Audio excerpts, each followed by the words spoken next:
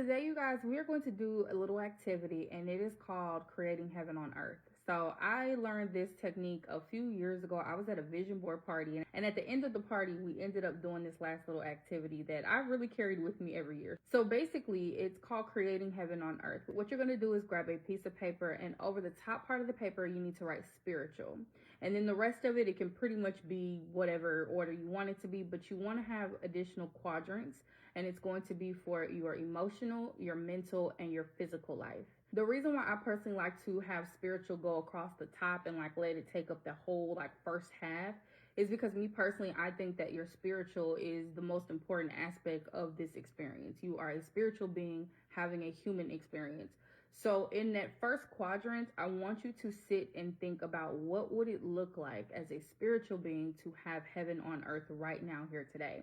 We ain't waiting for Sky Daddy to come and open up the clouds and snatch us all up. We can experience like heaven right now. We absolutely can. In order for us to experience it, we need to actually outline that, though. We need to know what that looks like. So when you're trying to manifest, or especially if you're like unsure about your direction, where you want to go in life, what you desire to go after, this is something that can absolutely help you anytime that you get lost, and it'll be something good for you to go back to anytime you start feeling any sort of doubt or worry that your manifestations are not coming. So that very first topic we want to write is spiritual. From a spiritual perspective, what sounds and feels absolutely perfect to you? Having a closer connection with your higher power, being able to tap into a higher self-concept, because that is you pouring into yourself spiritually. Is it, tapping into your spiritual gifts maybe? Are you clairvoyant? Are you clairaudience? Like, is that a gift or ability of yours? Are you a spiritual healer? Are you an oracle? Like, really get an opportunity to look and see from a spiritual perspective what would feel absolutely perfect to me right now in this moment. Maybe just having a closer relationship with God, feeling like I can talk to my higher power about any and everything. Maybe learning how to increase your faith, increase your trust in your higher power or in yourself. If you are a believer that, God is existing in you, that could also be an option for you. So just spend some time really figuring out, like, from a spiritual perspective, what would heaven on earth look like? Like, how perfect would life be if I had these type of things happening in my life spiritually?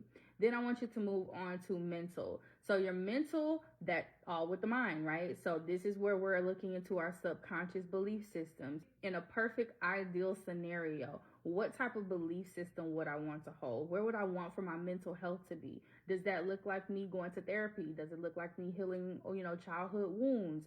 Does it look like me having a stronger sense of confidence or self-esteem? What does a mental heaven on earth look like? Does that mean establishing more peace around your life, getting around more peaceful people, because that affects the mental? So I want you to sit and think about that. Our emotional, this is where we got to get into the feels, right? So I used to be a girl that was doing everything in my power to avoid my feelings. I was like, feelings is for the birds. I have absolutely done a full 180. I am all with the feels. I will allow myself to cry when I need to cry. I will be happy when I need to be happy. Like, all the feels, I'm willing to feel them. So from an emotional side, I want you to think about what would be the best emotion. What do you want for your dominant emotion to be? Do you want it to be peace? Do you want it to be joy? Do you want it to be, tranquility, serenity, happiness? In an ideal world, in your ideal world, your heaven, what does your dominant feeling look like? One other thing I want you to throw in there, though, on the emotion front is, how do you want to handle all of the emotions? So when you do get upset, because there's duality, right? So when you do get upset, how do you want to handle that? How do you want to respond? The most ideal human version of you, how does she respond when she is sad, when she is angry, you're feeling any sort of disappointment? And that's the reason why I say you want to feel all the feels, because that is a part of our human experience, is to feel those feelings.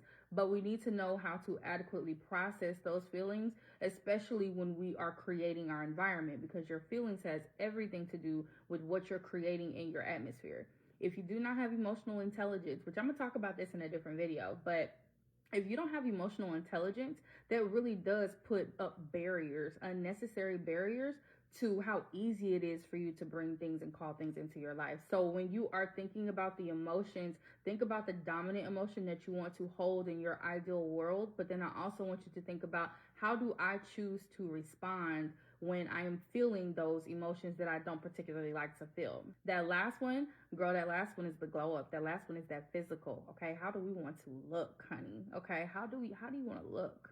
Do you want to be, like slim slam? Do you want to be a little slim thick? You know what I'm saying? Are we BBW? Like, what are we doing?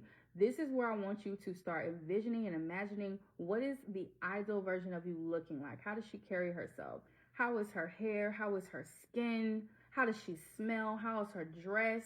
How does she stand up? How does she walk? How does she sit? Like, every single aspect, I want you to think about it from the physical perspective. Once you have done this activity, what I want for you to do, if you are somebody that does vision boards, what I personally like to do is take this and I like to put it in the center of my vision board. I did this practice the first time we actually ended up doing this activity after the vision board.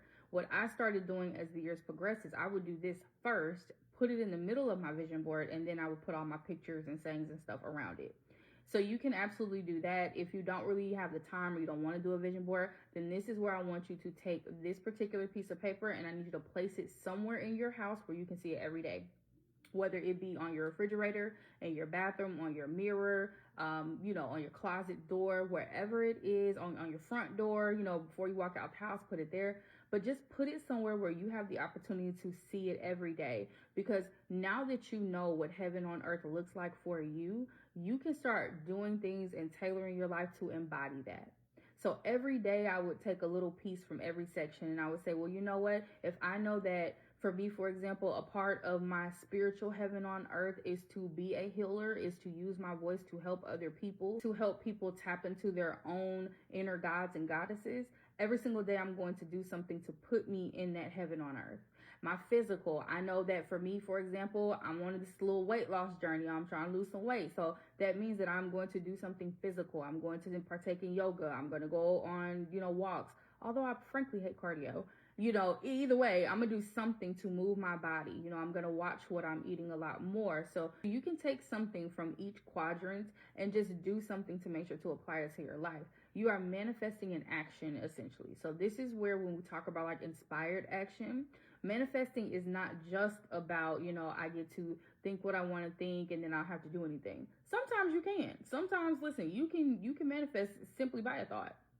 Other times you got to put some action to it though, because we are still living a human experience, right? So this is how you can actually, like, in a more easy, gentler way, start putting in inspired action toward the things that you are desiring to manifest. This is where you're showing your higher self, your God, that, hey, I know what I want. I'm putting in the work for what I want. You do the rest. You do the rest. So don't make this too stressful. You know what I'm saying? It doesn't have to be anything like too intensive.